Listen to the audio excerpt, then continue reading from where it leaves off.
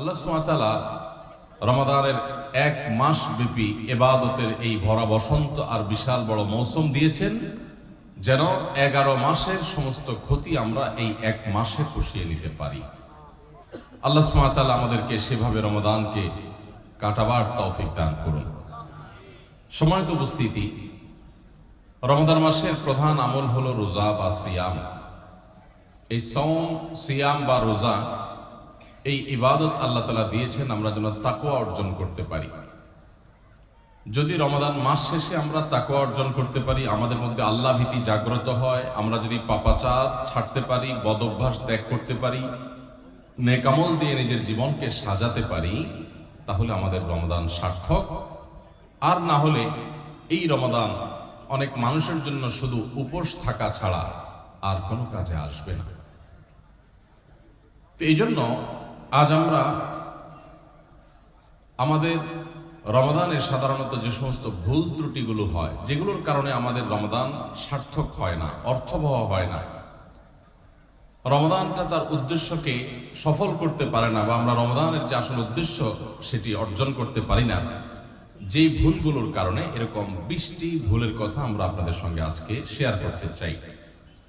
এগুলো যদি আমরা একটু মাথায় রেখে এবারে রমাদানটা, আসন্ন রমাদানটাকে কাটাবার চেষ্টা করি, ইনশাআল্লাহ আশা করা যায় এই রমাদান আমার জীবনে একটা ছাপ ফেলে যাবে, আমার জীবনে একটা দাগ রেখে যাবে, আমার জীবনে একটা স্মরণীয় রমাদান হবে, জান্নাতের পথে অগ্রসর হওয়াটা সহজ হবে, আমি একজন ভালো মানুষ হতে পারবো, মুত্তাকি হতে পারবো। আল্লাহ আমাদের সবাইকে সে তৌফিক দান করুন। যে সমস্ত ভুলের কারণে, যে সমস্ত ত্রুটি বিচ্ছুতির কারণে আমাদের রমাদানগুলো আমরা নষ্ট করে ফেলি, আমাদের আমলগুলো যথাযথভাবে করতে পারি না, রমাদানের আসল উদ্দেশ্য সাধন হয় না, তার মধ্যে থেকে সর্বপ্রথম যেটির উল্লেখ আমি করতে চাই সেটি হলো, রমাদানকে কেন্দ্র করে সর্বপ্রথম ভুলটি হলো, আমরা রমজান মাসের চাঁদ বেশিরভাগ মানুষ পশ্চিম আকাশে 29শে শাবানে তালাশ করার কথা, সেটা আমরা বেশিরভাগ লোক করি না। একটা সময় গ্রামে শহরে সব জায়গায় মানুষ চাঁদ তালাশ করত, যখন ফেসবুক ছিল না, যখন ইউটিউব ছিল না, বা সোশ্যাল মিডিয়ার এত ব্যবহার শুরু হয়নি, তখন গ্রামে শহরে সর্বত্র মানুষ চেষ্টা করত পশ্চিম আকাশে একটু চাঁদ তালাশ করা। রমাদানের চাঁদ আমরা তালাশ করব শাবানের শেষ দিনে, 29শে শাবান। এই চাঁদ তালাশ করাটা একটা ইবাদত, একটা নেক আমল। আমরা হেলায় এই নেক আমলটা হারাই ফেলি। আমরা এখন চাঁদ তালাশ করি, কিন্তু সেটা ফেসবুকে, আকাশে না। চাঁদ তালাশ হয় কোথায়? সবাই যখন ফেসবুকে তালাশ করে, তো চাঁদ দেখা কমিটি, হেলাল কমিটি, তারা যে ঘোষণা করবেন, তারা তো মানুষের দেয়া সংবাদের ভিত্তিতে ঘোষণা করবেন। এখন মানুষ যদি চাঁদ দেখা ছেড়ে দিয়ে সবাই ফেসবুক দিকে তাকায় থাকে, তাহলে তারা কার চাঁদ দেখার উপর ভিত্তি করে ঘোষণা দিবেন? এই জন্যই তো বেচারাদের দেখা যায় কোনো কোনো বছর 10টা, 11টা, 12টা বাজে চাঁদ দেখায়, কারণ আমরা তো চাঁদ দেখি না। আমরা নিউজ না দিলে তারা কোত্থেকে নিউজ দিবি? এই জন্য ভাইরা, রমাদান মাসের, রমাদানের জন্য চাঁদ দেখার চেষ্টা যদি আপনি করেন, আর যদি চাঁদ দেখতে নাও পারেন, চেষ্টাটা করছেন, পশ্চিম আকাশে চাঁদ খুঁজছেন, দেখেন না, তারপরেও আপনি একটা সুন্নাত আমল করার চেষ্টা করার কারণে, আপনার নেক আমলে চাঁদ দেখার চেষ্টা করার কারণে সওয়াব পাবেন।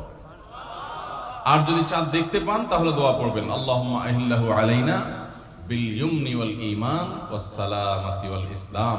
আল্লাহ, এই চাঁদকে আপনি আমার জন্য বরকতময় করে দিন, ঈমানময় করে দিন, শান্তিময় করে দিন, ইসলামময় করে দিন। এই পুরো চাঁদকে, পুরো মাসকে আমার জন্য, এই দোয়া পড়া সুন্নাত। তাহলে রমাদান কেন্দ্রিক আমাদের প্রথম ভুল হলো, আমরা রমাদানের চাঁদ সাধারণত দেখি না, কিন্তু এখন থেকে ইনশাআল্লাহ রমাদান মাসের চাঁদ আমরা পশ্চিম আকাশে তালাশ করব। ঠিক আছে তো ইনশাআল্লাহ?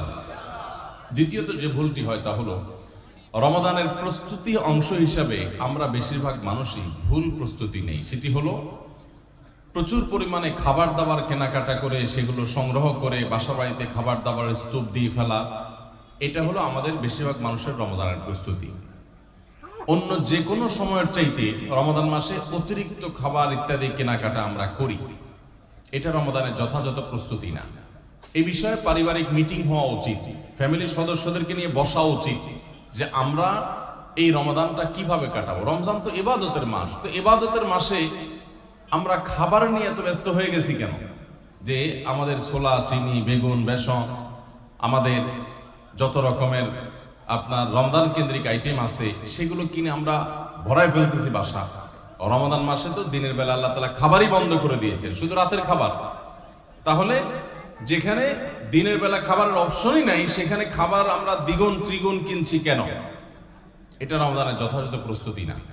রমজানের যথাযথ প্রস্তুতির অংশ হিসেবে আমরা আগে থেকে বরং খাবার কিভাবে কন্ট্রোল করা যায়, কিভাবে কমানো যায়, কিভাবে স্বাস্থ্য ভালো থাকে, কিভাবে পেটে আপনার বুটপাট ফুটপাট এগুলা কমানো যায়, সেরকম খাবার খাওয়ার জন্য পরিকল্পনা করা দরকার। যে অতিরিক্ত ভাজা পোড়া খেয়ে আমরা অসুস্থ হব না, পারিবারিক সিদ্ধান্ত নেওয়া দরকার যে আমরা এগুলা কমিয়ে আনবো, তাহলে ইবাদত বেশি করতে পারবো, ভালো করে করতে পারবো, দোয়া বেশি করে করতে পারবো।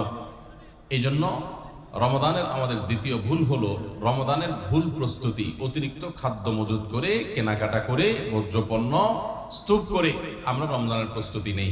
এই জায়গাটা থেকে আমাদের সরে আসতে হবে। যদি অর্থবহ রমজান কাটাতে হয় এই ভুলটা সংশোধন করতে হবে। নাম্বার 3, অনেক বাবা মা আছেন তাদের যে সমস্ত বাচ্চারা একটু কষ্ট করলেও রোজা রাখতে পারে সেই সমস্ত বাচ্চাদেরকে অনেক বাবা মা নিজেরা রোজা রাখতে দেন না।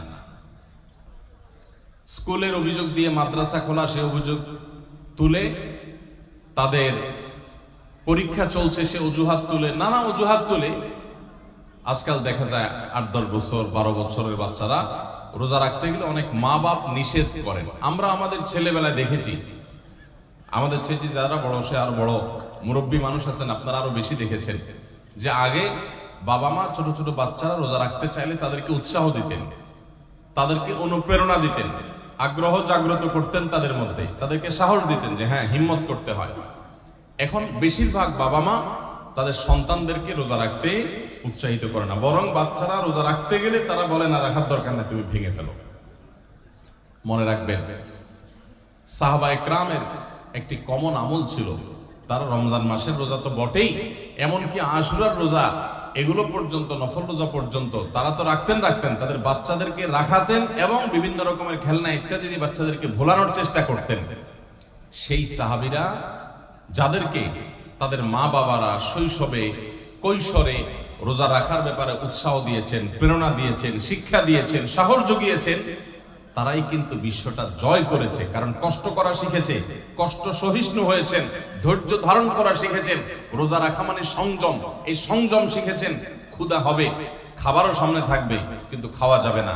এই যে সংবরণ, এই যে সংযম, এই যে ধৈর্য, এই যে সহনশীলতা, এটার চর্চা করা যখন মা বাপরা শিখিয়েছেন, সেই সাহাবীদের সন্তানরাই কিন্তু অর্ধ পৃথিবী জয় করে ছেড়েছেন।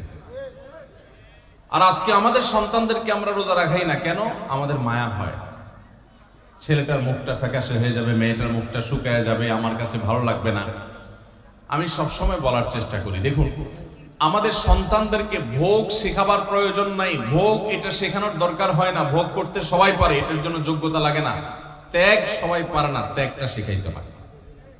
আপনার ছেলে মেয়েকে খাওয়া পড়ায় মোটা তাজা করবেন, এটার জন্য কোনো যোগ্যতার দরকার নাই। এটা গরু ছাগল পশু পাখি প্রাণী তারাও পারে, মানুষ তো পরের কথা।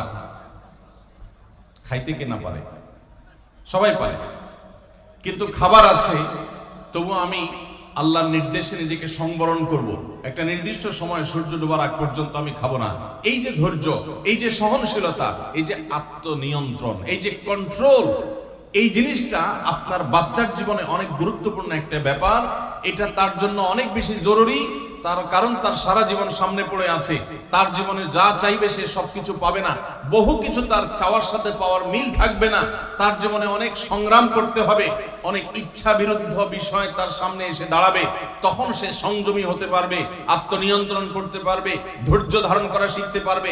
আপনি যদি তাকে রোজা শিখান, আপনি তাকে যদি শ্রম শিখান, আপনি যদি তাকে বিরত থাকা শিখান, আপনি যদি তাকে সংযমের এই ইবাদত শিখান, আর যদি শুধুমাত্র ভোগ শিখান, বাচ্চা মুখ দিয়ে বাইর করলো আর আপনি অস্থির হয়ে গেছেন তাকে দেওয়ার জন্য, চোখ দিয়ে কোনো দিকে তাকাইলে তো সে কেনার জন্য আপনি পাগল পরা হয়ে গেছেন, এমনকি হালাল হারাম পর্যন্ত বাজ বিচার করছেন না। বাচ্চা যা চাচ্ছে তা দিচ্ছেন, যা চাচ্ছে না তাও দিচ্ছেন।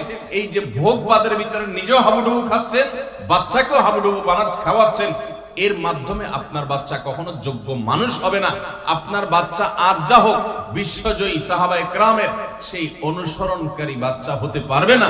তাদেরকে যদি আপনি সংগ্রাম শেখাতে চান, ভোর রাতে ঘুম থেকে জাগতে শেখান, ভোর রাতে উঠতে শেখান, আরামের ঘুম ছাড়া শেখান, আরামের কম্বল ত্যাগ করা শেখান, খাবার সামনে আছে, পানীয় সামনে আছে, ক্ষুধাও আছে, তৃষ্ণাও আছে, তারপরও সে খাবে না, এই সংযম শেখান। এরা দেখবেন পৃথিবীর নানা বাধার পাহাড় তারা ডিঙাতে শিখবে, নানা বাধার প্রাচীর তারা ডিঙাতে শিখবে, অতিক্রম করতে শিখবে। গোটা ইসলামটা আমাদেরকে কন্ট্রোল শিখায়। ভোগবাদী পৃথিবী আমাদেরকে শুধুমাত্র ভোগের উন্মাদনায় মাতাল হতে শিখায়, ইসলাম কন্ট্রোল করতে শিখায়। ভোগের উন্মাদনায় যখন মাতাল হয়ে যায় মানুষ, তখন তার দ্বারা পৃথিবীতে বড় কোনো কাজ করা সম্ভবপর হয় না। আজ গোটা পৃথিবীতে আমরা মুসলমানরা যেসব কারণে পিছিয়ে আছি, তোর মধ্যে থেকে একটা হলো এটা যে আমরা ভোগবাদের হাবুডুবু খাচ্ছি। আমরা ইসলামের যে নিয়ন্ত্রণ, আত্মনিয়ন্ত্রণ করার চর্চা এবং এর ট্রেনিং, এর প্রশিক্ষণ পাওয়ার কথা, সেটা আমরা নিচ্ছি না।